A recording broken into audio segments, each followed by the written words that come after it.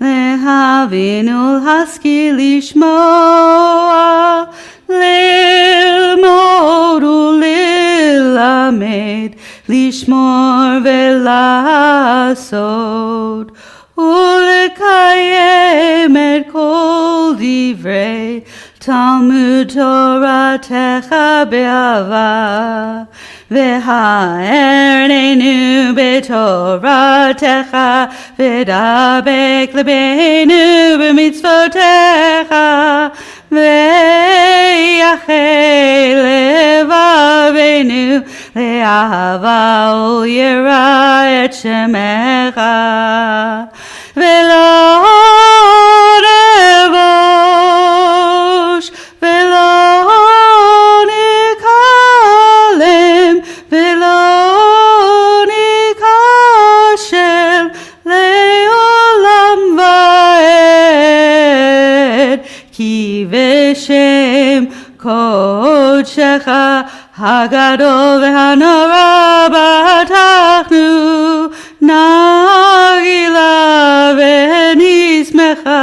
נגילה ונשמחה בישועתך, והביאנו לשלום מארבע כנפות הארץ,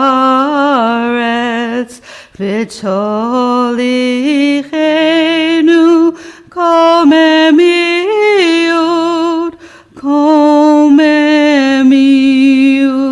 לארצנו, כי בו ישועת אתה, ובנו בחרת וקרבתנו לשמך הגדול. סלה סלה באמת להודות לך, להודות לך ויחך ויחך באהבה, באהבה.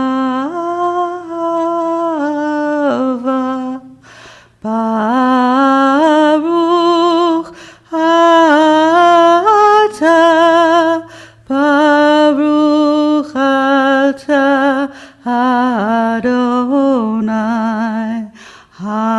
הבוחר בעמו, בעמו ישראל באהבה. If it is your custom to rise for the Shema, which begins on page 232, please rise and embody your spirit. Page 232. Shema Yisrael, Adonai Eloheinu, Adonai Echad.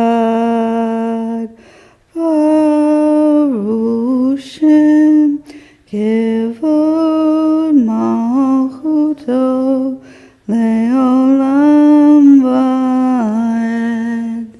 You may be seated.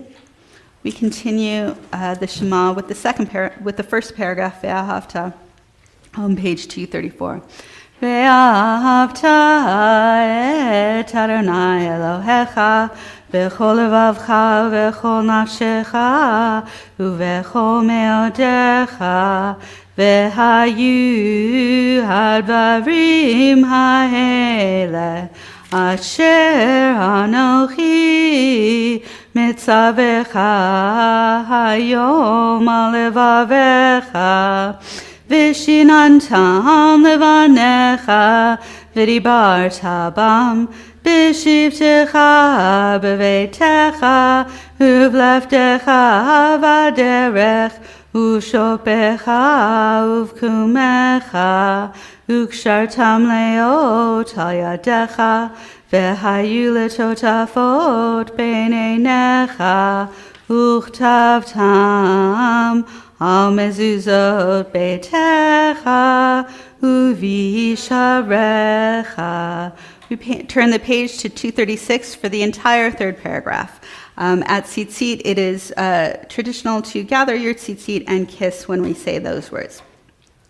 Vayomer Adonai el Moshe lemor, daber el bnei Yisrael, ve'amarta lehem, ve'asu lahem tzitzit, al kamfei videhem ledorotam, v'natnu al tzitzit, hakanaf b'til techelet, ve'haya lachem letzitzit, uritem oto, uschartem et kol mitzvot Adonai, ve'asitem otam, ve'lo taturu acharei leravchem, ve'acharei nechem, asher atem zonim achareihem, leman tizkeru v'asitem et kol mitzvotai v'yitem kedoshim le'elohechem.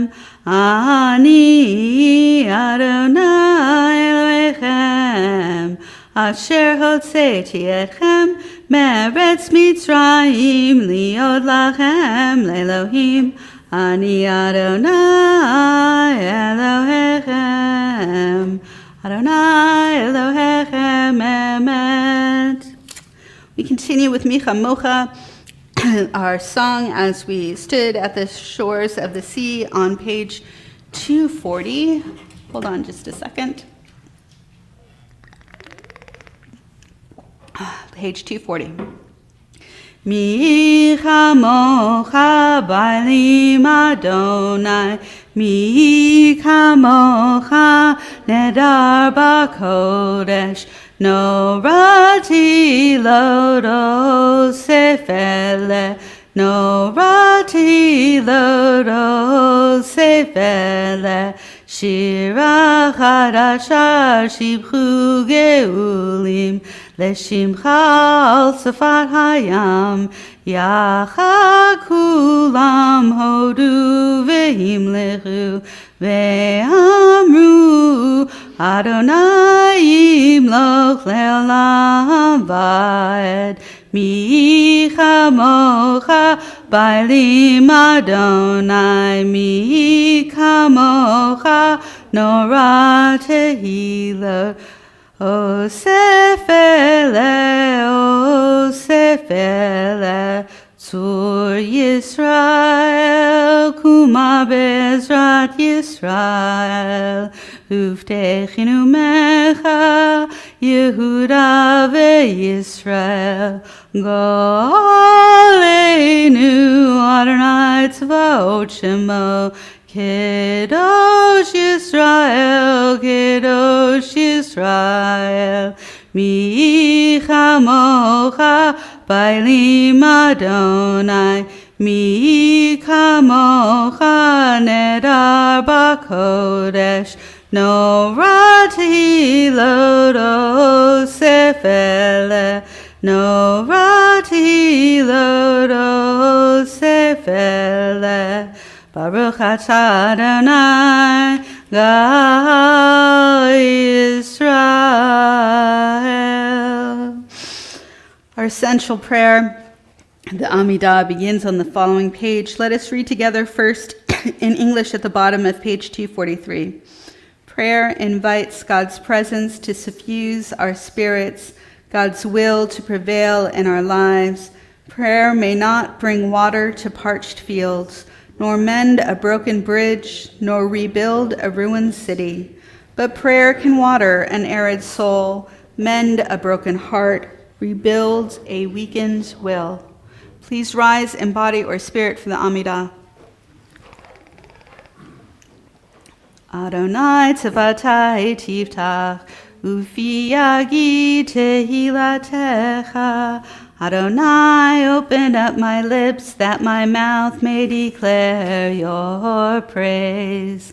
Baruch atah Adonai, Eloheinu v'Elohei avotenu v'imotenu, Elohei Avraham, Elohei Yitzhak, Elohei Yaakov, Elohei Sarah, Elohei Rivka, Elohei Rachel, Elohei Leah, Ha'el Hagadol, Hagibor v'Hanora, El Elyon, Gomel Chasadim Tovim, V'konei Hakol, V'zocher Chastei Avot V'Imaot, Umevi Geulah Livnei V'neihem, L'man Shemo Be'ahava, Melech Ozer U'Moshia U'Magen, Baruch atah Adonai, Magen Avraham V'Ezrat Sarah, Atah Gibor Le'olam Adonai, Mechaye Metim Atah Rav Lehoshia, Machiv HaRuach U'Marid HaGashem, Mechalkel Chayim Bechesed, Mechaye Metim Berachamim Rabim, Somech Noflim Verofech Olim, Umatir Asurim, Umekayem Emunato, Lishenei Afar, Michamocha Bal Gevurot, Umido Melach, Melech Memit Umechaye, Umatzmiach Yeshua, V'ne'eman atah lechayot metim, Baruch atah Adonai, Mechaye hametim. Nekadesh et shimcha ba'olam, Keshem shemakti shemoto b'shmei marom, Kakatud al yad neviyecha, V'kral el ze ve'amar, Kadosh, Kadosh, Kadosh, Adonai tzvot, Meloch ol ha'aretz kevodo, Adir Adirenu, Adonai Adonenu, Madir Shimcha b'chol ha'aretz, Baruch kevod Adonai mimkomo, Echad hu Eloheinu, hu Avinu, hu Malkeinu, hu Moshienu, v'hu Yashmienu b'rachamav le'nei kol chai, Ani Adonai Elohechem, Yimloch Adonai le'olam, Elohayich Zion, ledor vador, hallelujah, ledor vador, ledor vador, ledor vador, nagigol lecha, ledor vador, ledor vador, ledor vador nagigol lecha, ulenetzach netzachim grusharcha naktish, grusharcha naktish, v'shivchacha Eloheinu mipinu lo yamush le'olam va'ed, ledor vador, ledor vador, ledor vador nagigol lecha, ledor vador, ledor vador, ledor vador nagigol lecha, Baruch atah Adonai, Ha'el HaKadosh. We continue individually with the words on the page or the words in your heart through page 260. When you are complete in your conversation with the divine, you may be seated.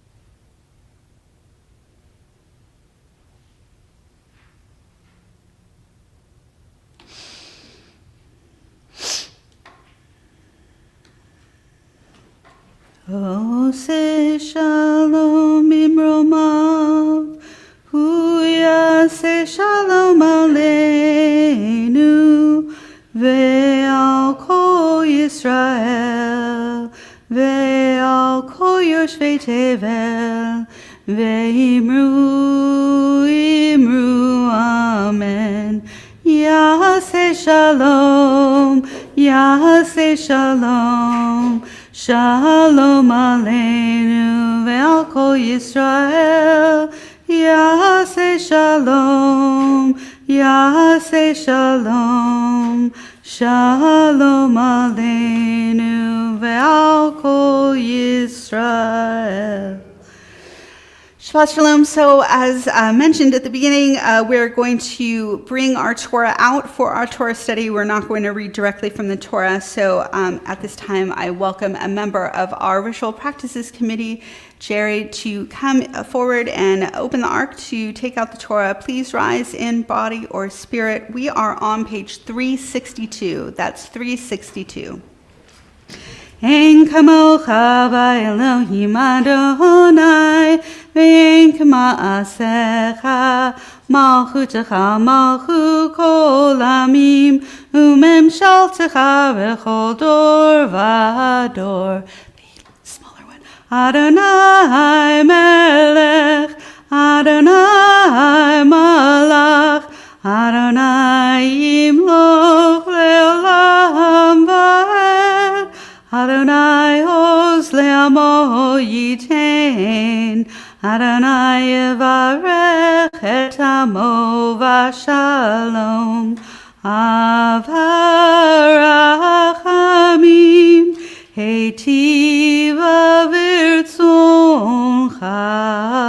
et Zion, tivnei chomot Yerushalayim, tivnei chomot Yerushalayim, ki becha levad batachnu, melech elram v'nisa Adon olamim, ki mitzion tetzeh Torah, ki mitzion tetzeh Torah, u'devar Adonai miYerushalayim. Now we have a call and response. Jerry will chant for us, and then we will reply. Shema Yisrael, Adonai Eloheinu, Adonai Echad. Shema Yisrael, Adonai Eloheinu, Adonai Echad. Echad Eloheinu, Adonai Eloheinu, Adonai Shema. Echad Eloheinu, Gadol Adonenu, Kadosh Shemo, Gadlu Adonai Itim, Uneromima Shemo Yachdav. Yes, please. Lecha Adonai Hagedula V'Hagevura Atiferet V'Hanetza V'Hachol Ki Cho B'Shamayim U'Va'aretz Ki Cho B'Shamayim U'Va'aretz Lecha Adonai HaMamlacha Aminaseh Lechol Erosh Romemu Adonai Eloheinu V'ishtachavu lehakodsho Ki kadosh Adonai Eloheinu Al shlosha devarim Al shlosha devarim Shlosha Devarim, Olam Omer. Can you pass these out? Shlosha Devarim, Olam Omer. Okay, you all may be seated. Jerry is passing out our Torah study sheets. I printed 20 of them, so there should be enough for all of us. These study sheets were created by the National Council of Jewish Women, who have created Jews for Abortion Access, unfortunately a needed part of Jewish activism these days. It's many pages long. We will not have time for all of it. I wanted to focus on the parts that are from our tradition. They're all from our tradition, but that are not modern. So there's the text of the part of Parashat Mishpatim that's the reason that this is Repro Shabbat, which is on page 2. And then there are sections from the Talmud and from Maimonides. Those are the ones that I want to get to this morning. Okay, so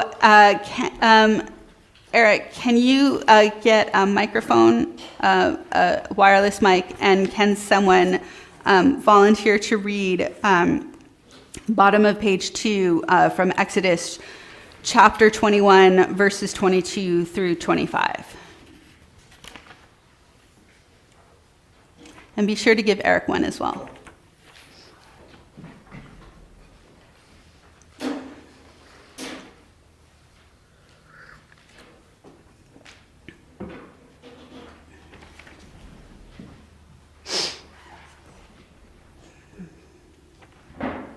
Sorry, I didn't ask for this microphone before our service, so please excuse the technical difficulties interruption right now. Is it working?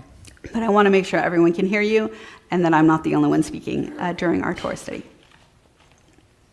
I believe this is on. Amazing. Who would like to read for us from Exodus? Thank you, Beverly. When men fight and one of them pushes a pregnant woman and a miscarriage results, but no other damage ensues, the one responsible shall be fined according as the woman's husband may exact from him, the payment to be based on reckoning. But if other damage ensues, the penalty shall be life for life, eye for eye, tooth for tooth, hand for hand, foot for foot, burn for burn, wound for wound, bruise for bruise. Do you want to read the translation? Sure. In other words, if someone accidentally causes a miscarriage to take place, they are obligated to pay financial reparations only. The case is not treated as manslaughter or murder, which would demand the death penalty. The, quote, other damage that would demand the death penalty, life for life, would be the death of the pregnant person or some other serious punishment relating to the damage caused. Eye for eye, tooth for tooth. Causing the termination of a pregnancy is not, in the Torah, considered murder. Okay, did anyone not know that this was part of our Torah? I mean, perhaps you've known, but some of us have known because we've done this Repro Shabbat before, but it's actually even surprising to my Christian colleagues when I tell them that, no, this is part of our values from the beginning. And it's in our Bible, because they like to pass over it for other sections that they think speaks otherwise. Now, this source sheet is a progressive Jewish source sheet. So there are Jews who will limit who will claim that our tradition tells us to limit reproductive freedom as much as possible. So just as there are 2 Jews, 3 opinions, there is no definitive Jewish statement on any ethical dilemma we might have, but the majority of Jews do believe and do see this section of our Torah as differentiating between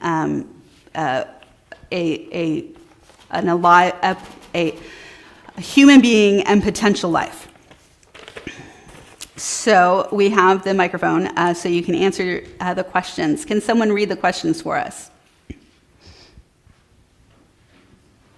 Sure, go ahead.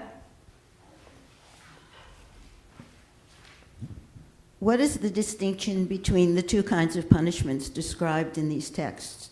What does the distinction tell us about how pregnancy was regarded in the ancient world? What are the implications for our day? Does this text surprise you in any way? What kind of assumptions had you made about what the Torah said about the status of the fetus? Does this text reflect those assumptions? Okay, this is the group conversation part of our Torah study.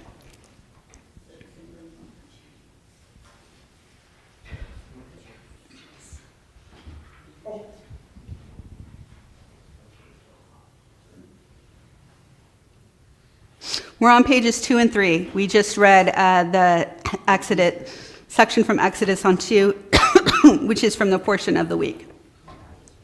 So, does anyone have any reflections on this section? Well, I'll take the first question. Okay, thank you, Patty, our Ritual Practices Committee Chair.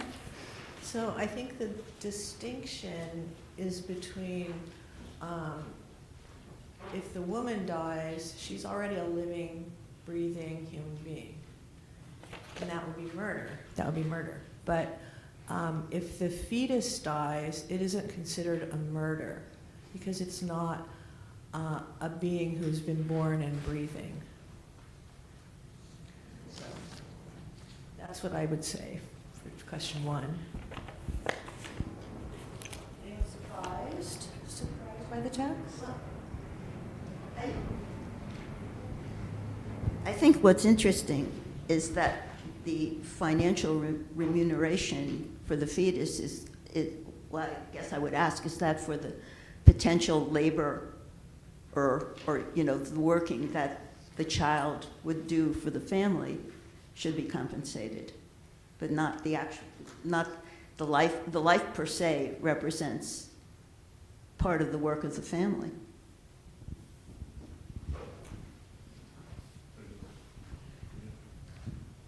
One thing I notice is that the husband gets to decide how much the compensation should be for the loss of the fetus. Mm-hmm. So, thank you for pointing that out. We are a tradition that focuses on males, and we would have an even more frustrating conversation if we read all of the laws, because also included in Parsha Mishpatim is the laws of keeping slaves, and how there are different laws for non-Jewish slaves versus Jewish slaves.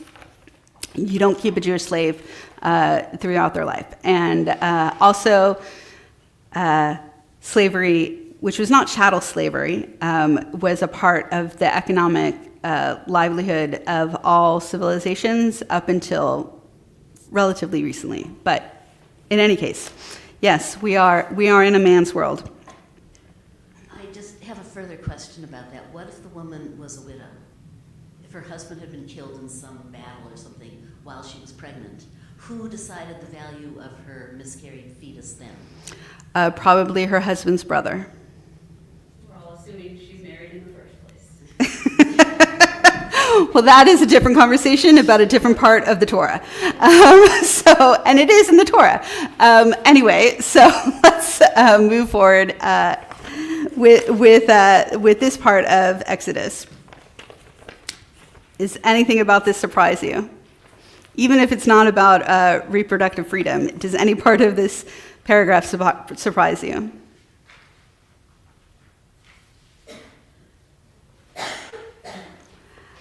I have to say it surprised me that as a person who had read history and, gone to see the stele, that something that looked exactly like Hammurabi's law is in our Torah.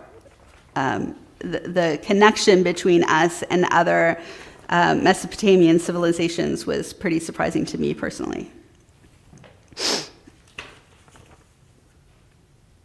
Okay, so if we don't have more discussion, let's have someone else read from the Babylonian Talmud, starting with the note about what the Babylonian Talmud is on the right side of the page 3. I'll read it then. I'll start with the note there. Yeah. The Babylonian Talmud is the foundational text of the rabbinic law and culture developed from approximately 200 to 500 CE in what's now Iraq. Babylonian Talmud. If she is found pregnant until the 40th day, it is mere fluid.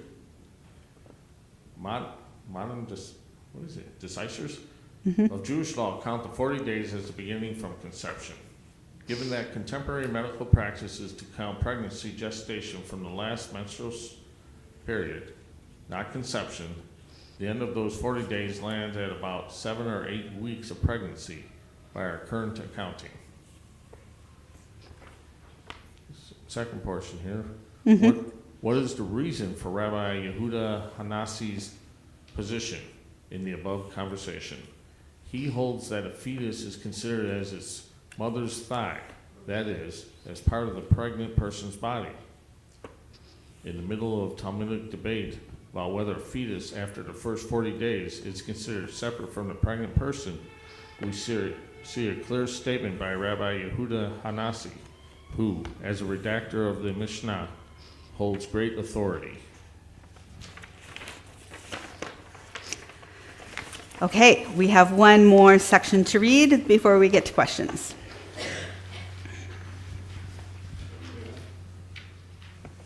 Maimonides, Mishnah Torah, murder and the preservation of life. This indeed is one of the negative mitzvot, not to take pity on the life of a rotiv, one who seeks to kill someone. That is to say, we are commanded to be proactive in cases of self-defense.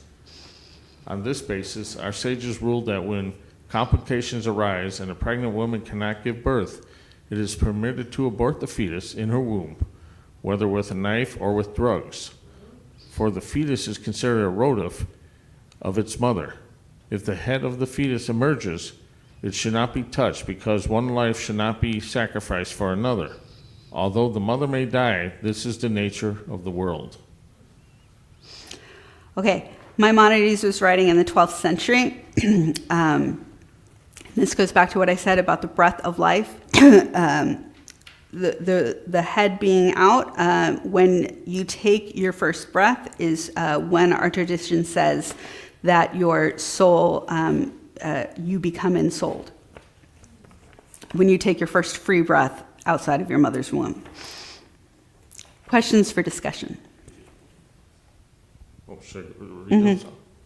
How does Maimonides understand the status of a case where the pregnant person's life is in danger? How do we understand the nature of abortion in this situation? What methods are valid for abortion, according to Maimonides? How do we see him echoing the Mishnah?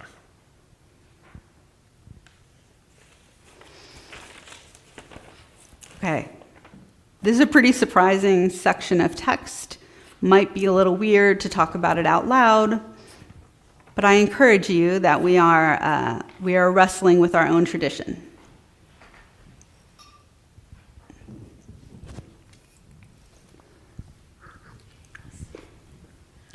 One thing I don't quite understand is saying that the fetus is or could be a rodef. I don't think a fetus can seek to kill its mother.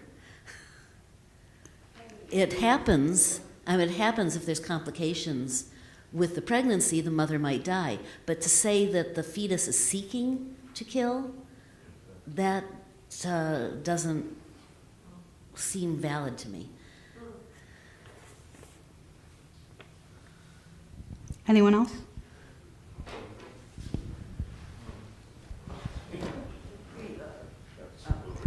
And then Yeah, we'll pass the other one all the way back. It's curious to me, too. It seems to be a contradiction in the sense that the fetus, born could be a rodef is in a way saying that it is in fact a life with intent, having intent.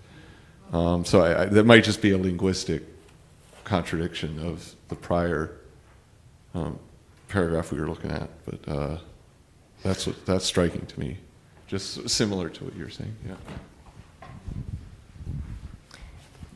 Yeah, the part I've zeroed in on is the caveat, the circumstances under which an abortion is permitted is when a pregnant woman cannot give birth. It just strikes me there's a lot of circumstances outside of the inability to birth that would lead to death of the fetus or the mother. Certainly in our modern understanding of gestation and reproductivity. And the other part is the I guess I'm really struck by the violence of the inclusion of a knife in here. Yeah, it's just hard to think about what that would even be. We don't need to talk about that necessarily, but it does feel a lot more, violent and harsh than I would have expected. Mm-hmm.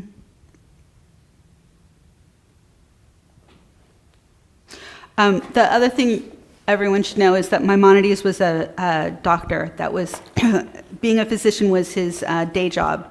And so whatever the modern at the time medicine was, he was knowing of it. So I say that because in part of his, some people consider his writings holy, and he also talks about the importance of bloodletting. So I don't think that we should overly analyze, but to recognize that they did have ways of, they had both ways of starting an abortion through herbs and then also surgical, which really you can see without the descriptive words used is similar to now when you could take medicine or have surgery. But I think that Wait, use the mic, please. one other thought while I have the mic. It's really interesting, and maybe this is just restating what someone already said, but pretty much up until the baby can take their own breath, the mother's life is more valuable. Mm-hmm. But I think that, this is 12th century, medieval times, and I think the terminology cesarean section comes from Roman times, so that would have been known to them. True.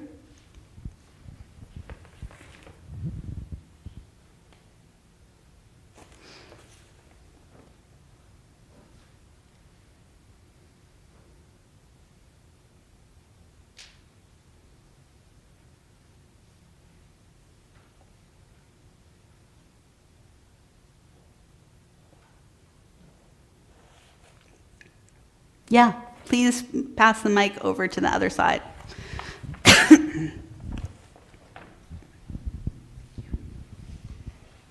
Hi. For me, one of the things that stood out the most was in parentheses, when it says, "We are commanded to be proactive in cases of self-defense." That, for me, meant that the fetus is not a rotif until it becomes a situation arises where there needs to be an act of self-defense, meaning the mother needs to be defended, the life of the mother. And that's all I wanted to share. Thank you so much for elevating that.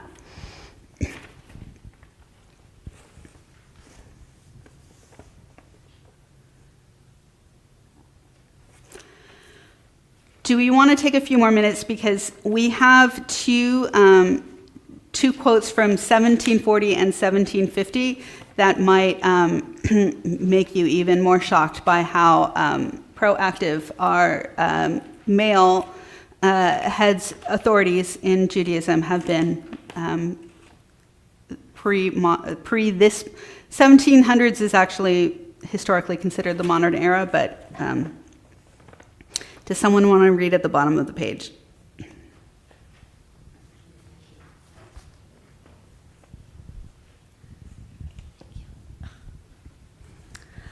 Rabbi Yehuda ibn Ayash of Algiers. I was asked and searched my intellect, to examine and explore what I had heard about a small group of women who become pregnant and do not want to give birth again, and who do not want to remain pregnant anymore once they had already conceived. And some of these women, if they become pregnant while nursing another child, and they suspect the ayin hara, the evil eye, or danger of the new birth to the living child, and they make a medication and drugs that are known to them to terminate a child, and he will become a nefel, a non-viable fetus. Here, in the case of the women of this teshuva, there is suspicion about the pregnancy, and its potential for harm is acknowledged, and women are therefore permitted to ingest this medication. Behold, we have before us exactly what everyone acknowledges is an acceptable situation where an abortion would be permitted. To illustrate the danger to the living child and the mother, is permitted to drink an abortive drug. So it seems, according to my understanding of this issue.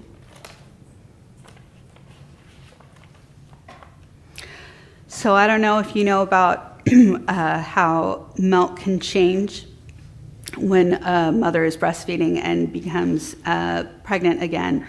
The taste of the milk can change, which can cause the nursing child to not want to nurse anymore.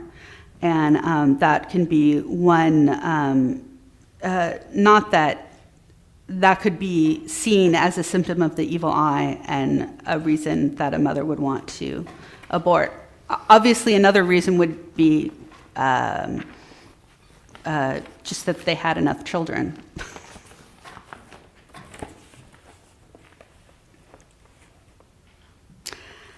Can someone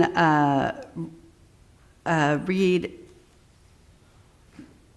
the questions at the top of page 5? Okay. What is the distinction between the two kinds of punishments described in these texts? What does the distinction tell us about how pregnancy was regarded in the ancient world? And what are the implications for our day? Number 2, does this text surprise you in any way? What kinds of assumptions had you made about the Torah, what the Torah said about the status of the fetus? Oh, wait. You're, flip the next page. Oh. Page 5.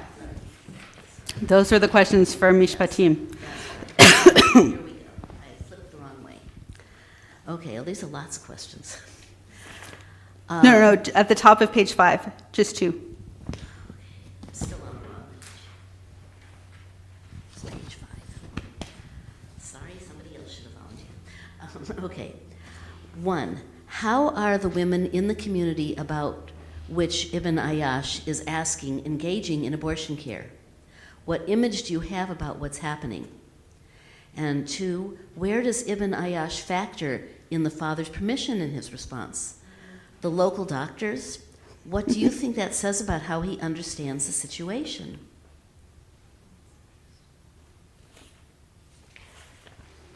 Okay, I don't see anything about the father. Say that a little louder. I said, I don't see anything about the father. Mm-hmm. I think the doctors are acknowledged in that they're saying the drugs are acknowledged to be known as abortion causing, and it's an acceptable situation where abortion would be permitted. The mother is permitted to drink an abortive drug. So I think that covers the doctors. That's sweet. I would think it would cover the midwife. Maybe it was a midwife rather than doctors. The question asked doctors. That's what doctors. No, I think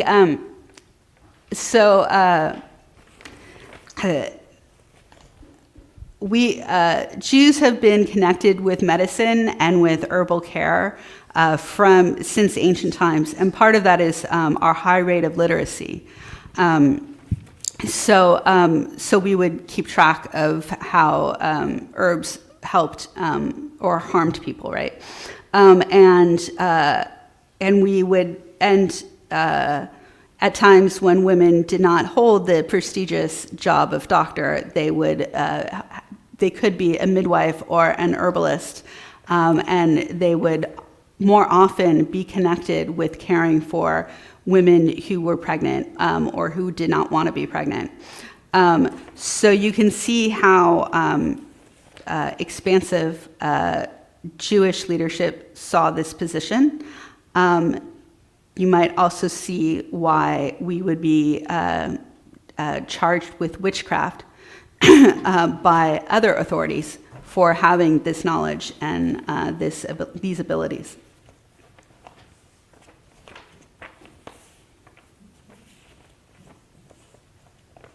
Surprisingly modern. Using the mic, please. I was just saying it's surprisingly modern. And so what century are we living in now? I'm not sure in America, but. Yeah. I thought that sort of that a nursing woman is kind of not supposed to get pregnant again. I mean, that the hormonal situation of nursing would prevent another pregnancy. And if that's the general assumed belief, and she does get pregnant, then it would seem that something is really wrong and that she would want to protect the child that she knows is, well, possibly thriving at that time, and the fetus is an unknown, Right. in terms of causing damage. Can we have someone, just so we see the breadth of what our forefathers thought? Someone else read 1750 from Rabbi Jacob Emden, a leading German Orthodox rabbi.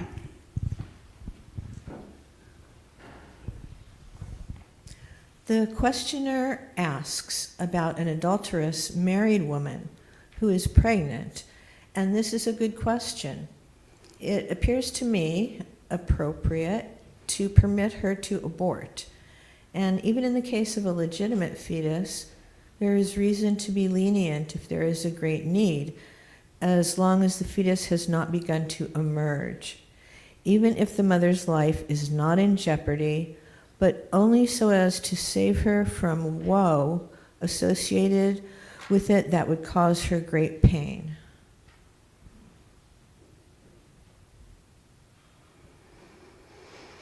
Any reactions to this statement by a rabbi? It seems very compassionate. Yeah.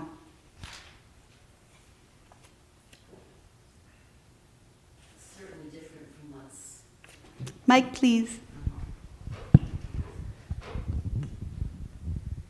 It's certainly like 180 degrees different from the stand that general Americans seem to have on abortion right now. Yeah. More than 200 years later. Yeah. 300 practically. 300 years later, yes. Yeah. I know that reproductive freedom can be a difficult topic, particularly for people who have suffered from miscarriages or who are in general struggling to have children. But even beyond what this says about us, our traditional positions towards women who are pregnant, we can read into this a different frame of reference of human sexuality. And so there is no statement of, there is nothing about judging the people involved in Rabbi Emden's paragraph, right? This is understanding the breadth in which we live and breathe in Christian culture took me several years of rabbinical school. Just the whole framework with which we see the world is steadily created by everything that we read from, and public school, popular culture, the whole thing, right? So original sin is not part of Judaism. And it is divorce is a completely healthy part of Judaism. It's kind of the reason that we have a ketubah, a marriage contract. The marriage contract is not, it was not originally about what you were going to give to one another in your marriage. It was about ensuring that a woman was taken care of if she was ever divorced.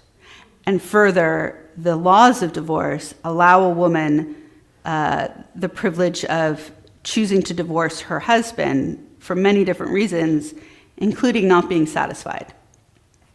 So our healthy relationship with the breadth of the human experience and knowing that we are embodied people is complete from this standpoint, and can also sort of explain why it took a while for feminism to become part of Jewish tradition, because we already had a healthier relationship between genders than other religions did.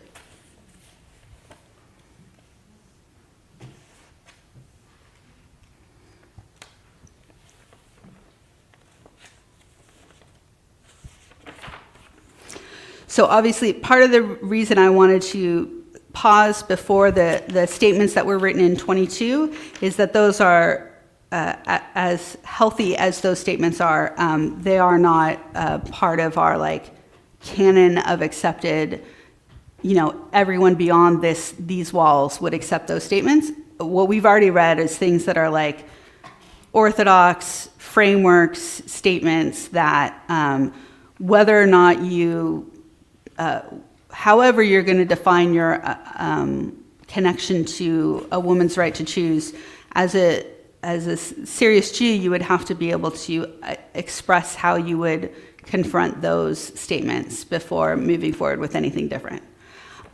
Certainly,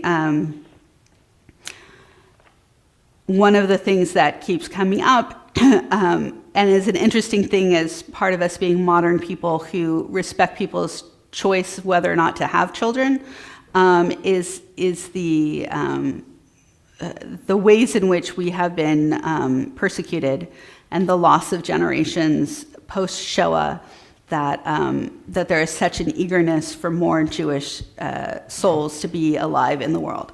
So that is one of the countering effects in the wider Jewish world towards the understanding of our reproductive freedom. But clearly, since the beginning of time, we have respected the living life before the potential life, and that, and being able to say with conviction that that is part of our religious beliefs is something that makes me very proud to be Jewish. So one of the great things about having the Torah out is that we can offer our Mishaberach prayer, our prayer for healing, with our Torah. Unless anyone had any final thoughts on Parsha Mishpatim. We can definitely have a very rich discussion on the breadth of the portion. And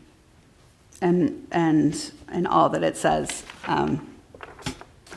It's really one of my favorite things is not just that we are able to have this kind of conversation today, but that it is the anniversary of the first bar mitzvah that I completely supported here at Temple Israel. So I was on the bima for a couple of bat mitzvahs the summer that I started, but the first student that I worked with before his bar mitzvah was Eli Davies. And bless him, as a teenager, I understand he was sleeping when his family came today, but it is such an honor, and it is truly anytime I think about well, should I continue being a pulpit rabbi, or because obviously, like, I'm not just sitting there because I like to sit. Like, I have health problems.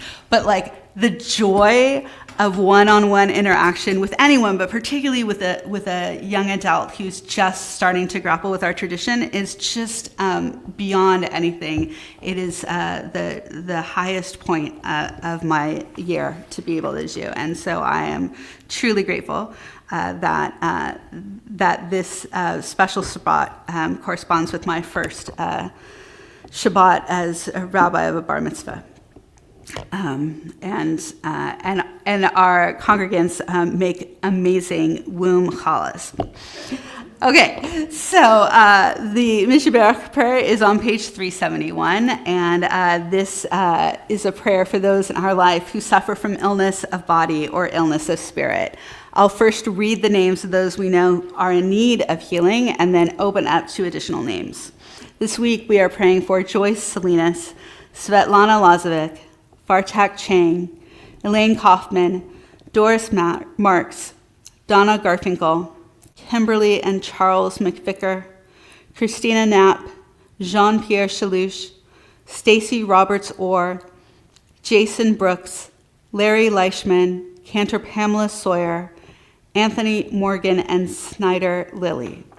Are there others whom we are praying for today? Yeah. Saul Saad, Thanks. Yeah. Carol Rosen, Jane Sowell, Karen Walsh. Thanks. Elizabeth Lewis. Thank you. Okay, page 371. Misheberach Avotenu Mekor Habracha Leimotenu. May the source of strength, who bless the ones before us, help us find the courage to make our lives a blessing, and let us say, Amen. Misheberach Imotenu Mekor Bracha Lavotenu. Bless those in need of healing with refuah shlema, the renewal of body, the renewal of spirit, and let us say, Amen. Amen. Can someone volunteer to lift up the Torah for us, to return it to the ark?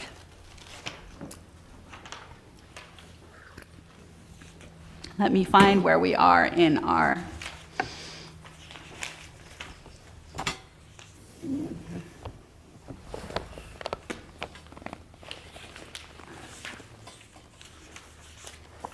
Oh, please rise.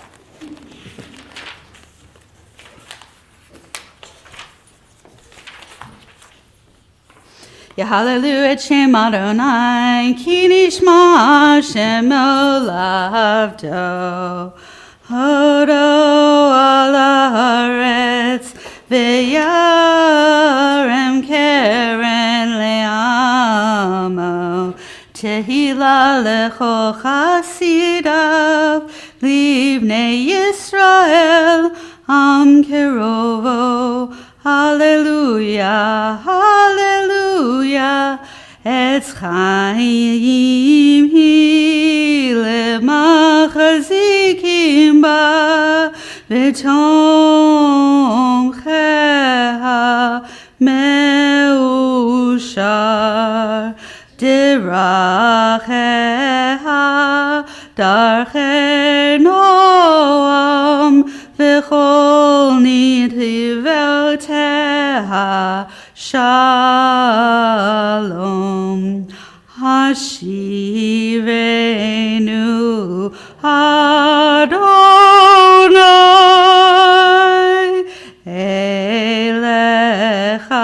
ונשובה חדש חדש ימינו כקדם. Please close the ark. You may be seated. It is now my pleasure to call up our Secretary of the Board of Directors and a member of more committees than anyone known to man, Allison Harris, to read our announcements.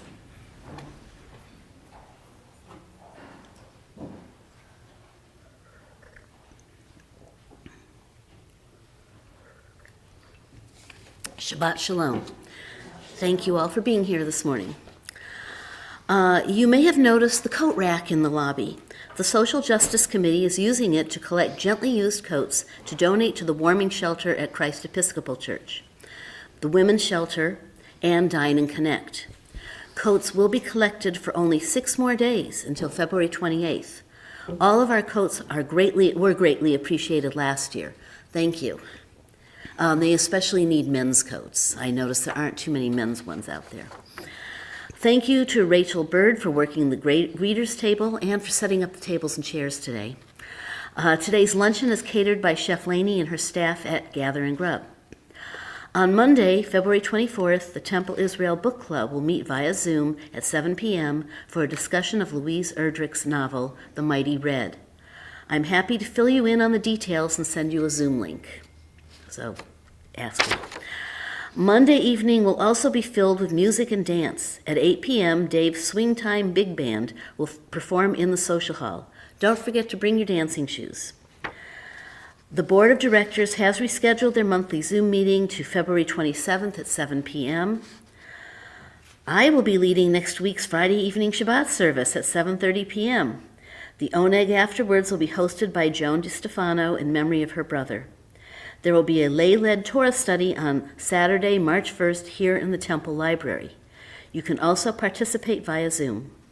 Rabbi Minster's Torah study continues on March 8th at 1 p.m. with a continuing discussion of the book, How to Read the Jewish Bible.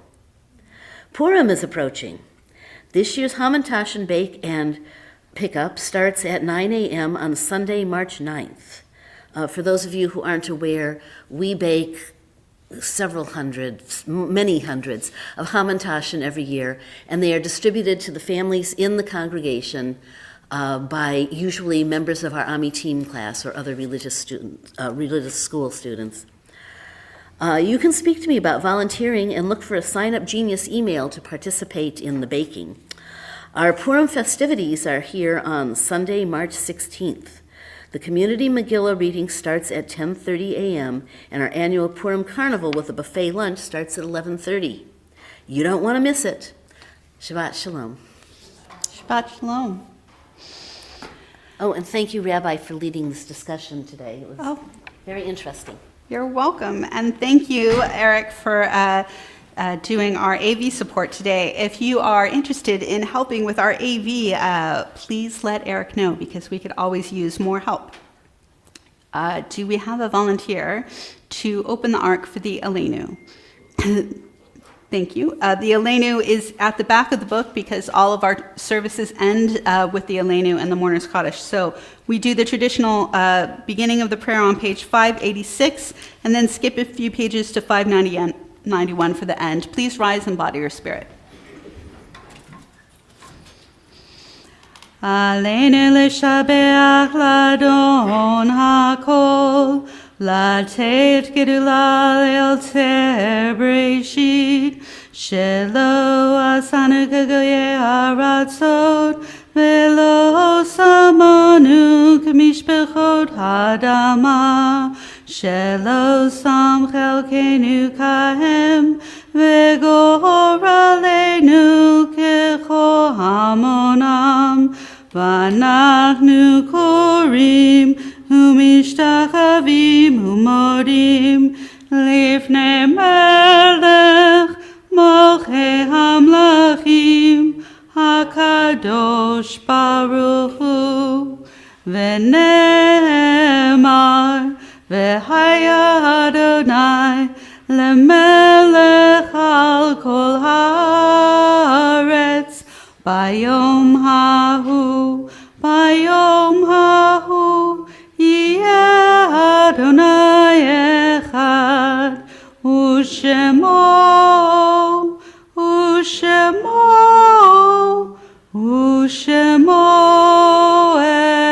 echad. You may be seated.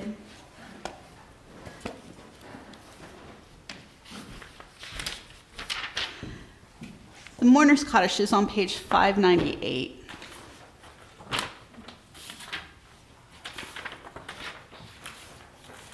I'm going to first read the names of those people in our community are remembering, and then I will read a prayer on behalf of those who have passed from the conflict October 7th through now. I'll first read the names of those we know who passed in the last year, and then open it up to additional names. We extend condolences to the families in our congregation who are grieving the passing of these loved ones in the last year. Karen Bell, Stella Campbell, Barbara Choate, Gabriel Fettig, Carol Foreman, Phyllis First, Arlen Gulko, Morley Helfand, Audrey Hyman, Michael Hyman, Bruce King, Mark Klein, Kenneth Kaufman, Scarlett Lehman, Dick Levine, Linda Minster, Marshall Minster, Brian James Newberg, Arona Oring, Lynn Sung Shostak, and Adeline Spiker. Are there any others whom we have lost in the last year? Yeah. Bonnie Dashu. Thank you. The yard sites for February 15th through 22nd. We are connecting yard sites with the same calendar tract as we read our Torah portions, so ending with today. Our hearts join those who are mourning the loss of loved ones at this year in seasons past. Shirley Abrams, Michael Brodnitz, Goldie Falk, Joseph Flickstein, Fanny Jaffe, Maurice Cohan, and Kenny Minster. Are there any others whom we are remembering? The yard site, yeah. Thank you. Right, it's right behind me. Okay. This poem is called Kaddish by Asaf Gur. Yikidal v'yikadash shemei rabbah, and no one came. Many thousands called to him on Shabbat morning, crying his name out loud, tearfully begging him just to come. But he had ceased from all his work. No God arrived, and no God provided comfort. Only Satan celebrated uninterrupted, dancing between kibbutzim and the festival of slaughter. And our correspondent goes on to report, sobbing all the while, that there is a burnt baby and an abducted baby. There is an orphaned baby and a day-old baby, still linked by the umbilical cord to his mother. He wasn't even able to learn his own name. That will be inscribed on the tiny headstone with a single date for birth and death. This is what the kibbutz looks like after Satan's visit. Turning the broadcast back to the studio.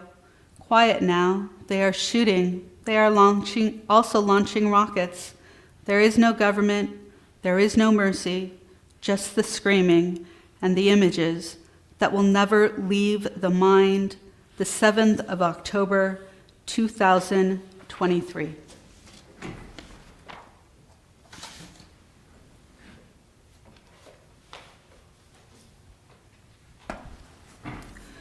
Mourner's Cottage can be found on page 598. If you are in a time of mourning or observing a yard site, please rise. And if it is your custom to rise for those who do not have someone to say the Kaddish for them, please do so at this time.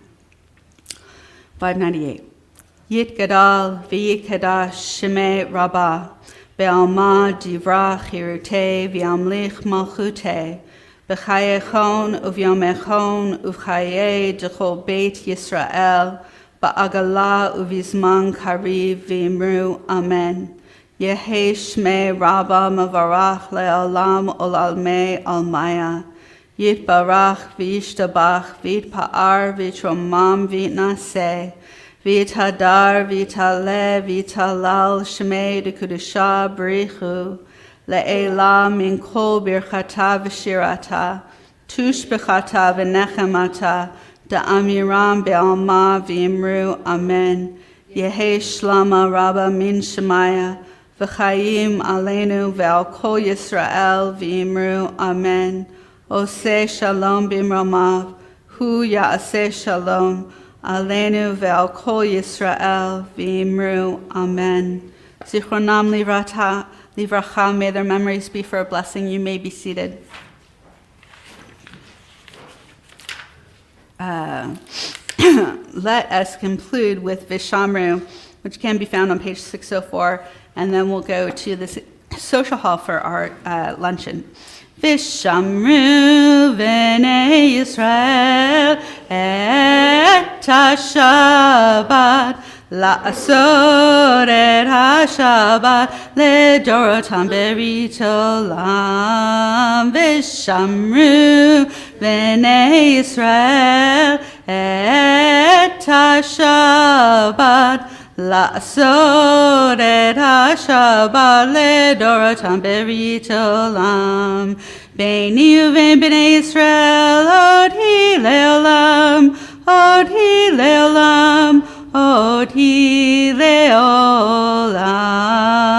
V'shamru v'nei Yisrael et ha-Shabbat la'asor et ha-Shabbat ledorotam berit olam.